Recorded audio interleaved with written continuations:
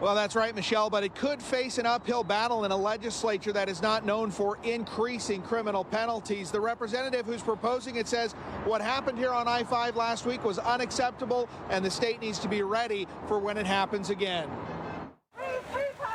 While nobody's been arrested yet for the takeover of I-5 by protesters in Seattle, State Representative Andrew Barkis says the legislature needs to act now to prevent this from happening again. This can't go on. We have to stop what we're seeing here with this civil disruption. Barkis is proposing HB 2358, which would make protesting on a freeway a gross misdemeanor and increase the charge to a felony for people who organize the protest. Law enforcement needs the tools. Prosecutors need to prosecute. We need to utilize our criminal justice system, and we need to send a message to the people who are doing this that we're tired of Washington State being overrun in this manner. The State Patrol has defended their response to the I-5 protest by saying they didn't have the resources to shut it down quickly. But other major cities have shut down similar protests, including in New York, where this week more than 300 protesters were arrested when they shut down the Holland Tunnel.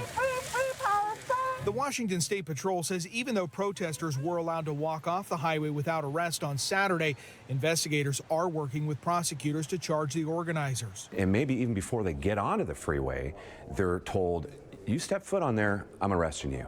Barkis says the threat of felony charges for organizers could keep protests off Washington freeways. Do you think the current state laws handcuffed how the State Patrol handled this? I can see the fact that they don't have the resources in order to do this, but it doesn't preclude them from doing it. You have to find the resources, you have to stop this and not allow it. The fact that it was allowed to go on for 5-6 hours is unheard of, and no arrests to date. Next step will be if this bill gets into a committee meeting. Representative Barkis also has a bill regarding graffiti and people who paint that on the freeways around Washington. We'll keep tabs on both bills and let you know if they progress. For reporting live in Seattle, Jeremy Harris, KOMO News.